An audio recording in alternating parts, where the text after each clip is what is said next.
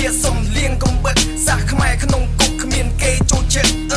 បាបកម្មព្រោះតែចិត្តខ្លាំងជាប់គុករាប់ឆ្នាំគ្មានស្រីណាចាំយើងខំវត្តសំកត់ភ្លើងបើមិនស្ទាត់គុំឈានជើងផែនដីសិតតែឆ្លើងណាស់ហើយចុះខ្លួនក៏ខុសរឿងខ្ញុំខ្សែវែងជាងលំបោះកោះកំភ្លើងឲ្យក្រក់ស្រណោហោះដុំរងដាក់អាឈ្មោះញីណាដែលមិនស្មោះគុំធ្វើឲ្យចិត្តខ្ញុំតោះឡើយបើអ្នកមានកំភ្លើងខ្ញុំសូមឆ្លងឆ្លើយកូនប្រុសហ៊ានស៊ីហ៊ានសងផ្លោះទៅបងអាការចោតខ្នងហងច្បាប់ដេញចាប់ខ្ញុំចងបើសិនខ្ញុំស្លាប់ដុតទូកឲ្យផងសូមឲ្យងើបជាខ្មោចឆៅតន់ចិត្តខ្ញុំវានៅក្តៅទ្រូងត្របៅនៅមុំម៉ៅកាន់ពូថៅវាខោអាវខ្មៅបើមិនហ៊ានគុំបង្កើតសង្គ្រាមពួកម៉ាក់គ្នាខ្ញុំសិតតែខ្មែរកកឈាមចេញពីគុកមានគេស្អប់ពេញស្រុកមានគេសើចសប្បាយពីឃើញខ្ញុំកើតទុកឈឺជុកនឹងខ្ញុំធ្វើអ្វីបើក្តិតមិនលមាស់ខំរុកធ្វើអី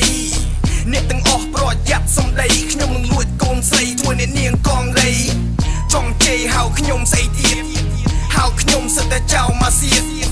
ប៉ុន្តែខ្ញុំសូមជម្រាបកូនស្រីអ្នកទាំងអស់ហៅខ្ញុំបងសូភាទៀងកំភ្លើង45តុកទល់អង្គុយផឹកស្រាឆ្នាំតពុលឈ្មោះខ្ញុំជាអាកូនមកជុលសុំរុកចូលផ្ទះប្លន់សម្ភារមៀងគុល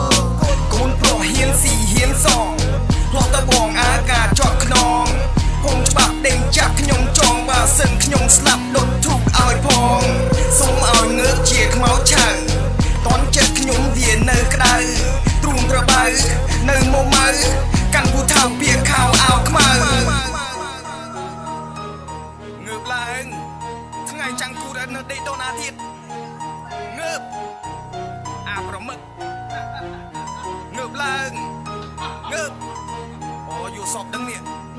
យូសពអក្រក់ទីរ៉ែងសពបន្តកនេះ